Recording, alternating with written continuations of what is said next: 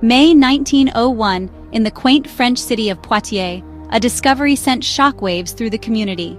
This picturesque town, known for its serene landscapes and historical charm, was about to be thrust into the spotlight for a reason no one could have ever imagined.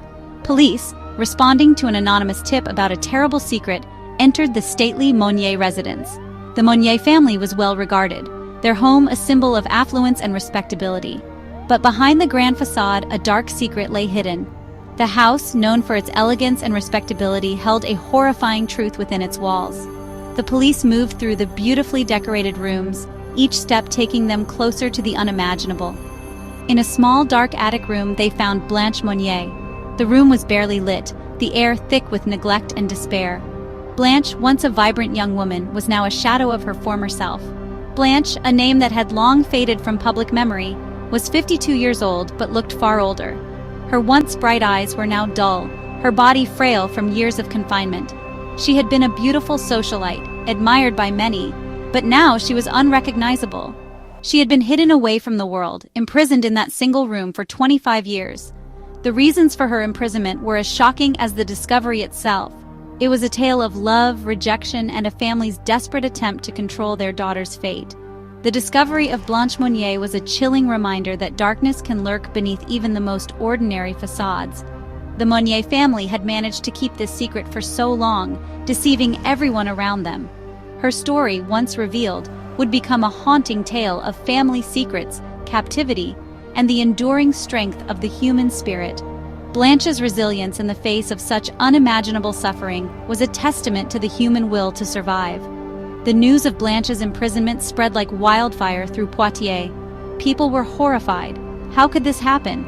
The town buzzed with gossip and speculation, each person trying to make sense of the horror that had been uncovered.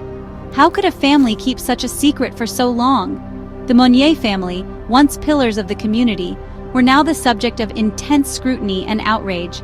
Their reputation was shattered, their legacy forever tainted by this dark chapter. The Monnier family, once respected members of the community, were now at the center of a scandal that would forever tarnish their name. The story of Blanche Monnier serves as a grim reminder of the lengths to which some will go to maintain control and the devastating consequences that can follow. The attic room where Blanche was found was more like a dungeon.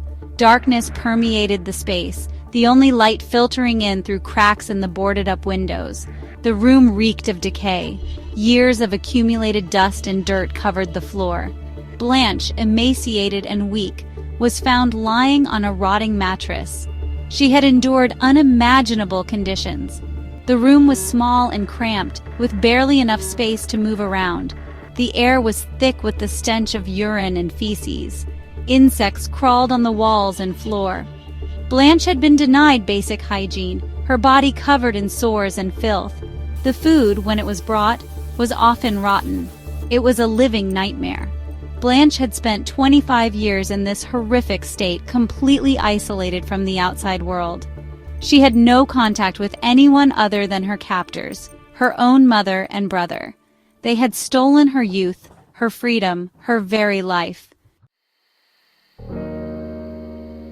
The question that haunted everyone was, why? Why would a family imprison their own daughter in such a horrific manner? The answer, it turned out, lay in a tangled web of family secrets, societal pressures, and a mother's controlling nature. Blanche Monnier, a young woman full of life and dreams, had dared to fall in love with a man her mother deemed unsuitable. He was a lawyer, but he was older, not wealthy, and from a different social class. Louise Monnier, Blanche's mother, disapproved vehemently. She believed that her daughter deserved someone of higher status and wealth. Despite her mother's disapproval, Blanche, headstrong and deeply in love, refused to comply with her mother's wishes. She continued to see the man she loved, defying her mother's strict orders. This defiance enraged Louise Monnier. Determined to control her daughter's life and ensure she married someone of her choosing, Louise resorted to desperate measures. She locked Blanche away in a small, dark room, intending to keep her imprisoned until she renounced her love. The room became Blanche's prison, a place where she would spend the next 25 years of her life. The Monnier family constructed an elaborate lie to cover up Blanche's disappearance.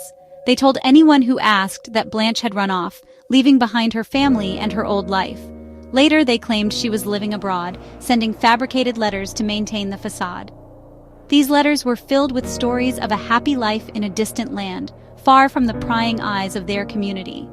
The lie became their shield, protecting them from suspicion and allowing them to continue their lives as if nothing had happened. They attended social events, maintained their status, and outwardly appeared to be a respectable family. Meanwhile, Blanche languished in the darkness, her spirit slowly being crushed by the weight of her imprisonment. The years turned into decades, and the once vibrant young woman became a shadow of her former self. The Monnier family's web of lies grew more intricate with each passing year. They became adept at maintaining the facade, ensuring that no one would ever discover the truth about Blanche's fate.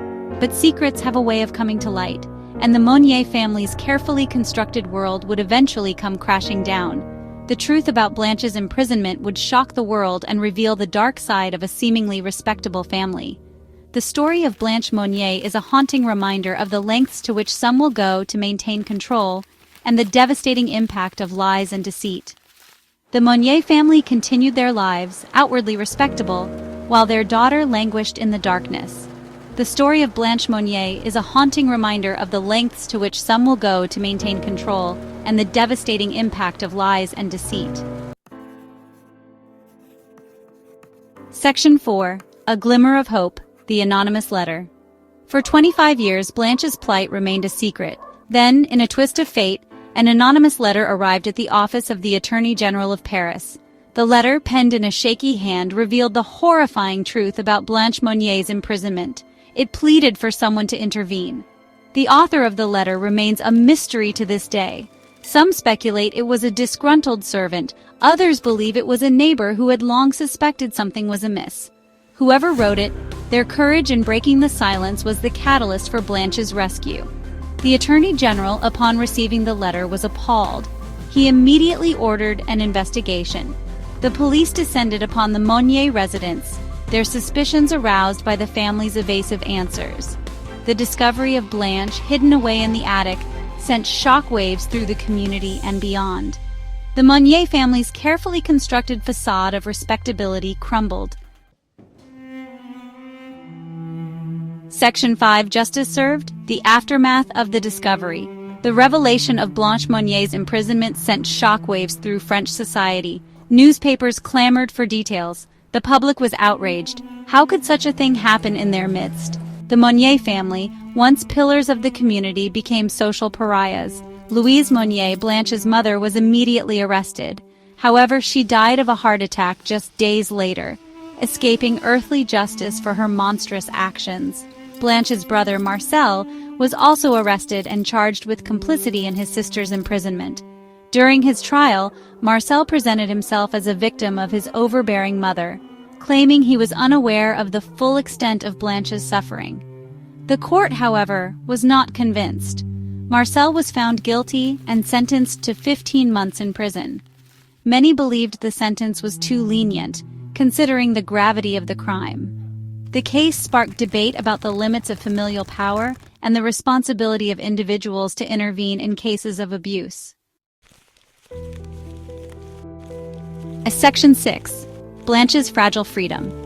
After her rescue, Blanche Monnier was admitted to a sanatorium in Bois. The sanatorium, a place meant for healing and recovery, became her new home. It was a stark contrast to the dark, confined attic where she had spent so many years. The staff at the sanatorium were dedicated to helping her, but the road to recovery was long and arduous. Finally free from the physical confines of her attic prison, she was now faced with the daunting task of rebuilding her life. The first steps outside were both liberating and overwhelming. The sunlight, which she had not seen for decades, was blinding. The fresh air, a stark contrast to the stale, musty air of her prison, filled her lungs with a sense of new beginnings. The years of isolation and deprivation had taken a severe toll on her physical and mental health. Her body, frail and weak, bore the scars of prolonged neglect. She was severely malnourished, her muscles had atrophied, and she was plagued by various ailments that required constant medical attention. She suffered from various ailments, including severe malnutrition, muscular atrophy, and ophthalmia. Each condition was a testament to the years of abuse and neglect she had endured. The medical staff worked tirelessly to address her physical ailments, but the damage was extensive. The psychological scars ran even deeper. The trauma of her confinement had left her with severe psychological issues. She was haunted by memories of her imprisonment, and the fear and anxiety were palpable. Blanche exhibited signs of severe trauma. She was often found huddled in corners, her eyes wide with fear. The world outside her attic was a terrifying place, filled with unknown dangers and uncertainties. She was terrified of people in sunlight, having spent decades in darkness. The very things that most people took for granted were sources of immense fear for her. The sunlight, which symbolized freedom and life, was a harsh reminder of the years she had lost. She suffered from hallucinations and delusions. Her mind, unable to cope with the trauma, created a distorted reality. She often saw things that weren't there, and her delusions made it difficult for her to distinguish between reality and her nightmares. The world outside her attic room, a world that had continued to turn while she was trapped, was now a source of fear and confusion. The bustling streets, the noise, and the people were all overwhelming for her. She felt like a stranger in a world that had moved on without her. Despite the best efforts of doctors, Blanche's mental state never fully recovered.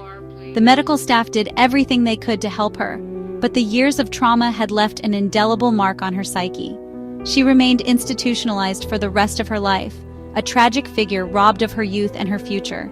The sanatorium became her permanent home, a place where she could be cared for but never truly free. Her story serves as a stark reminder of the devastating impact of isolation and abuse on the human psyche. It is a tale of resilience and tragedy, a testament to the strength of the human spirit and the profound effects of cruelty and neglect.